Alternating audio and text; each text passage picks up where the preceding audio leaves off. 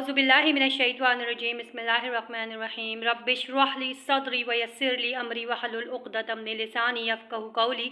YouTube के तमाम सुनने वालों को मेरा बहुत बहुत अस्सलामु अलैकुम व रहमतुल्लाहि व बरकातहू। उम्मीद करती हूँ आप तमाम लोग खैरियत से होंगे और अल्हम्दुलिल्लाह मैं भी आपकी दुआओं से बिल्कुल खैरियत से हूँ और एक अनदर वीडियो के साथ आपके सामने हाजिर खिदमत हूँ। और आज का जो हमारा टॉपिक है वो एक बहुत ही खूबसूरत हदीस को लेकर है और ये हदीस मुझे इतनी अच्छी लगी और समझ में इतनी गहराई से आई कि मेरा दिल चाहा कि मैं इसके ऊपर वीडियो बनाऊं और जो चीज़ मैंने समझी है वो आपको भी समझाने की कोशिश करूं। जैसा कि आज का मौजू है कि इस दौर में जन्नत पाना और अल्लाह ताला को राज़ी करना बहुत ही आसान काम है। तो इसको आइडेंटिफाई पहले करते हैं वो इस तरह से कि आज के दौर में जो जन्नत पाना है वो बहुत आसान काम है और अल्लाह ताला को राज़ी करना भी बहुत ही आसान काम है। इस्लाम में दो चीज़ें हैं, सही और गलत। इस्लाम में तीसरी और कोई चीज़ नहीं पाई जाती। बिल्कुल इसी तरह जैसे कि अगर आज मुझे मौका मिला है कि अल्लाह ताला ने मुझे एक प्लेटफॉर्म दिया है इस चैनल के थ्रू कि मैं आपको कोई अच्छी बात समझा सकूं, तो ये अल्लाह ताला की देन है। वरना इस चैनल के थ्रू मैं एक शैतानी चक्कर भी चला सकती थी, या मैं ये भी कह सकती थी कि बहुत तफरीह वाली जो वीडियोस है वो बनाकर मैं इस चैनल पर डालती। लेकिन हमें तौफीक मिल रही है कि हम एक ऐसा काम करें जो हमारी दीन की सरबुलंदी के लिए ज़रूरी है। आज के दौर में जहाँ मसाजिद कुरान करीम का बेहतरीन तजवीद सिखाती हैं और मदारिस जो है वहाँ पर दीन की तालीमात दी जाती है, लेकिन अनफॉर्चुनेटली ये वो ज़राए थे जिससे हम जन्नत हासिल कर सकते थे, या फिर ये वो ज़राए थे कि हम सीधे रास्ते पर चल सकते थे बयानात की सूरत में, जो कि यहाँ से मौलवी साहब वगैरह के ज़रिए हमें मिलते हैं।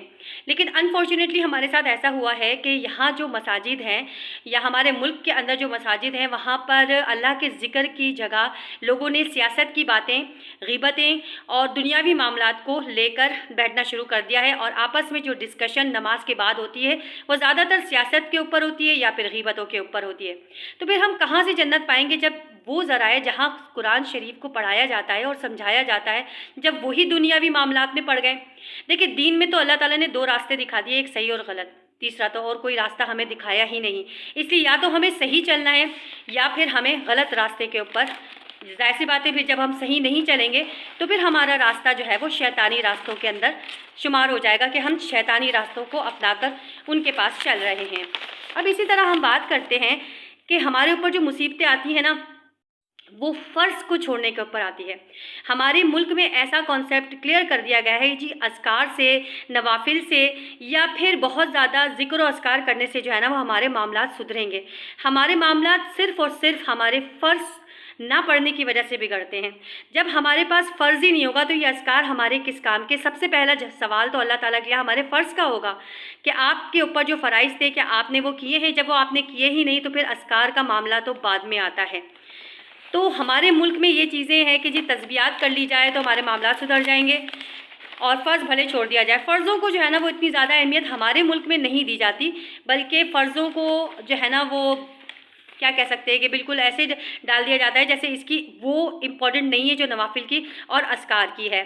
बिल्कुल इसी तरह दौरे जहालत में अब हम इस टॉपिक पर आते हैं या इस मुद्दे पर आते हैं कि हम जन्नत कैसे पाएंगे। बहुत आसान है, कैसे पाएंगे जी। दौरे जहालत में जब नबी पाक सल्लल्लाहु अलैहि वसल्लम ने इस्लाम फैलाना शुरू किया तो कितने कम लोग थे जो इनके ऊपर ईमान लेकर आए थे। तो जो लोग ईमान लेकर आए थे उनका जो ईमान का लेवल है ना वो बहुत ज़्यादा हाई था। और अनफॉर्चुनेटली दौरे जहालत दोबारा से शुरू हो चुका है। पहले ज़माने में कुछ दौर ऐसे गुजरे हैं जहाँ बादशाहत थी, जहाँ पर जो है ना वो शरीयत के ऊपर चला जाता था, दीन के ऊपर चला जाता था। लेकिन अब ऐसा नहीं है।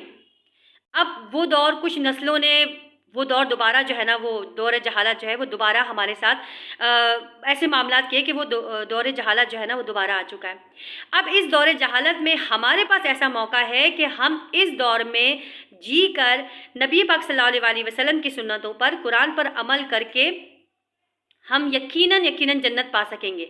क्यों? क्योंकि अगर आप चारों तरफ नज़र दौड़ाएं ना तो आपको कहीं कोई मोमिन नहीं दिखेगा, कहीं भी कोई ऐसा शख्स नहीं दिखेगा जो मुकम्मल दीन के ऊपर चल रहा हो। और ये मेजॉरिटी है ऐसी हमारे मुल्क में। मैं अपने ही मुल्क की बात करूंगी कि हमारे मुल्क में मेजॉरिटी ऐसी है जो कि नहीं चल रही है दीन के ऊपर।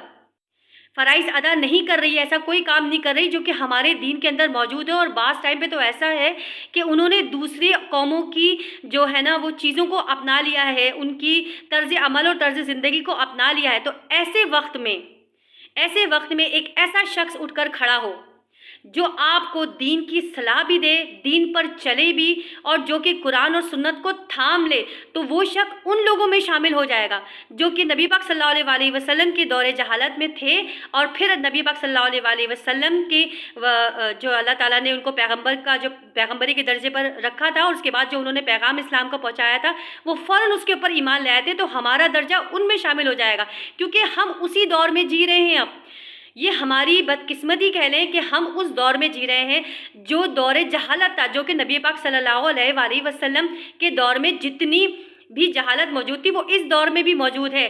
लेकिन इस दौर में अगर कोई एक ऐसा शख्स आकर खड़ा हो जाए जो आपको दीन की दावत दे, जो खुद भी उसके ऊपर अमल करे और फिर वो आपको दावत दे, तो वो शख्स बेहतरीन शख्स होगा। उसका दीन उन सहाबियों के दीन के साथ खड़ा होगा।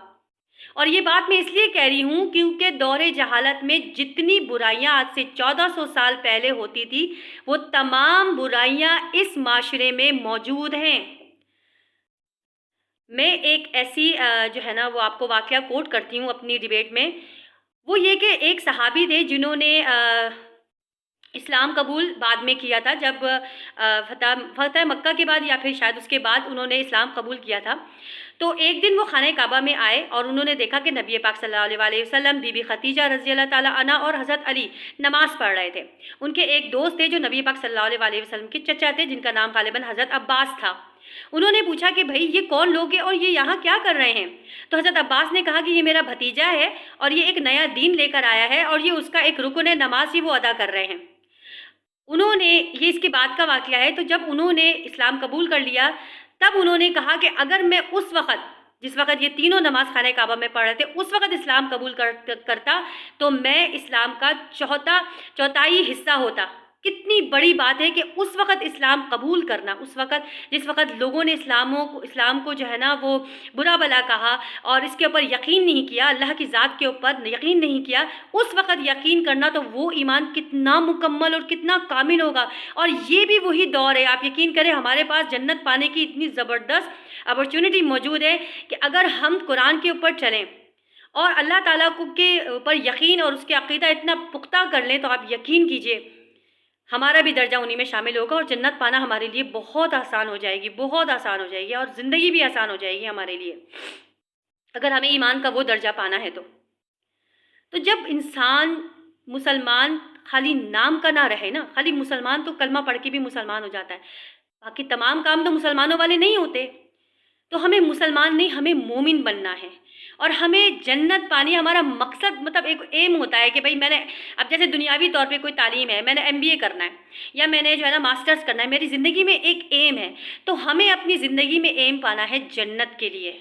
हमें अपनी ज़िंदगी का एम बनाना है कि हम जन्नत हासिल करें।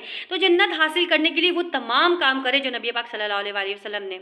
आज उस हदीस का मफ़हूम समझ में आता है कि एक दफ़ा नबी पाक सल्लल्लाहु अलैहि वसल्लम ने फरमाया कि तुम मेरे सहाबियों को फरमाया कि तुम मेरे साथी हो, मेरे भाई नहीं हो।